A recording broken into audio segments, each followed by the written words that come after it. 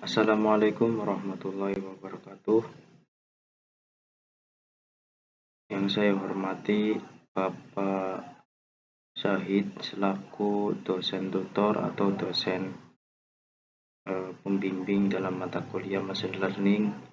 Di sini saya akan menjelaskan mengenai penelitian dengan judul Percobaan Deteksi Gangguan Autisme dengan menggunakan metode SVM atau Support Vector Machine.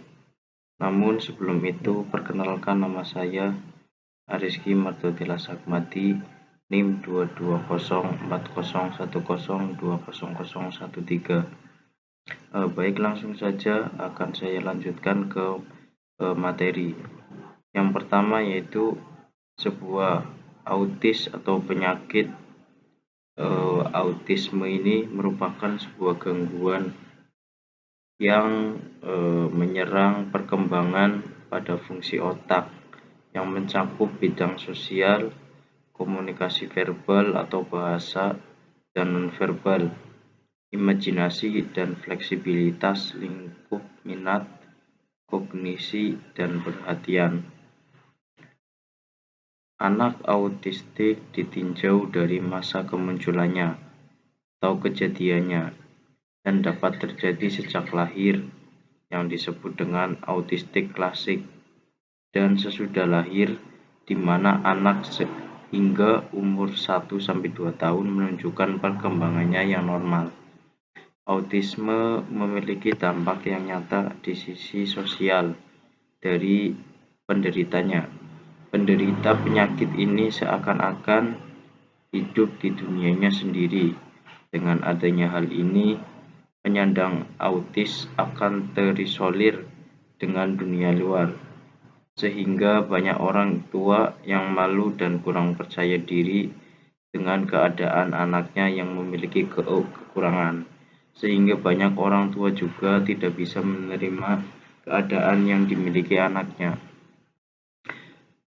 Nah, pada bidang komputer ini telah menarik banyak perhatian, terutama pada bidang machine learning yang menjadi sebuah tren dalam teknologi informasi. Saat ini perkembangan teknologi informasi telah merambah ke berbagai sektor, termasuk juga dalam sektor kesehatan. Machine learning yang digunakan pada bidang kesehatan bertujuan untuk memprediksi sebuah penyakit dengan hasil prediksi yang lebih cepat diterima oleh dokter atau pakar kesehatan. Kalau prediksi semakin cepat juga maka akan ditindak lebih cepat juga penanganannya. Nah, di sini ada pengertian SPM atau Support Vector Machine, yaitu sistem pembelajaran yang menggunakan ruang hipotesis berupa fungsi-fungsi linear dalam sebuah fitur yang berdimensi tinggi dan dilatih dengan menggunakan algoritma pembelajaran yang didasarkan pada teori optimasi. Berdasarkan karakteristiknya, metode SPM dibagi menjadi dua. Yang pertama SPM linear dan yang kedua SPM non-linear.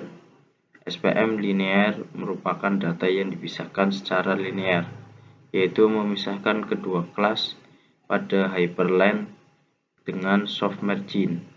Sedangkan SPM non-linear yaitu menerapkan fungsi dari kernel trig terhadap ruang berdimensi tinggi. Di sini ada data yang digunakan dalam percobaan. Di sini yaitu data ada kode gangguan dan juga nama gangguan. Di sebelah kiri yaitu kode gangguan. Yang pertama G01 gangguan perilaku dan seterusnya. Nah, di sini juga ada data yang dijadikan sebagai atribut, yaitu data nama gejala, ditandai dengan kode yang diawali dengan GJ dari 01 sampai 24. Dari dataset yang tadi dapat disimpulkan dan ditemukan hasilnya.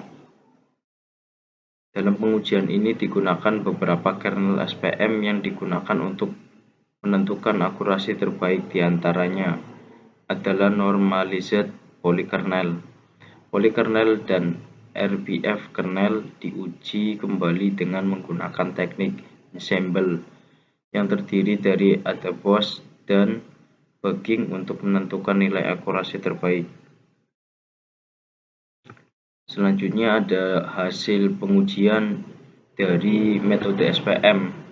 Di sini dapat dijelaskan bahwa normalized polykernel memiliki nilai akurasi terbaik, yaitu sebesar 85,7% dengan TP rate sebesar 0,851 dan FP rate sebesar 0,165. Selanjutnya ada hasil pengujian algoritma SPM plus teknik ensemble Adabos. Pengujian SPM dengan salah satu teknik ensemble yaitu Adabos.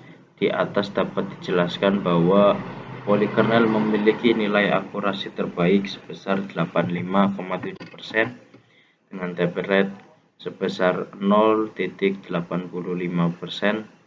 dan FP rate sebesar 0,119. Teknik ensemble Adabos ini menunjukkan dapat meningkatkan nilai akurasi terhadap perhitungan SPM menggunakan polykernel. Nah, kesimpulannya yaitu pengujian pada percobaan deteksi gangguan autisme ini mengusulkan algoritma support vektor mesin atau SPM untuk memberikan nilai akurasi yang terbaik dengan menggunakan dataset kecil atau small dataset. Dataset yang dipakai pada pengujian ini sebanyak 67 dengan menghasilkan nilai akurasi yang tertinggi sebesar 85%. Nah, pada normalized polykernel, dua teknik ensemble yaitu Adabos dan Bagging juga diusulkan dalam percobaan penelitian ini. Deteksi dini gangguan autisme ini untuk meningkatkan kinerja klasifikasi algoritma support vektor mesin atau SPM. Berdasarkan hasil eksperimen yang telah dilakukan menunjukkan bahwa teknik ensemble menunjukkan performa dapat meningkatkan nilai akurasi. Model SPM dengan polykernel dan teknik ensemble Bagging menunjukkan nilai akurasi yang paling tinggi yaitu sebesar 91%. Nah, mungkin ini saja yang dapat saya sampaikan, kurang lebihnya mohon maaf. Akhirul kalam, billahi taufiq wal hidayah. Wassalamualaikum warahmatullahi wabarakatuh.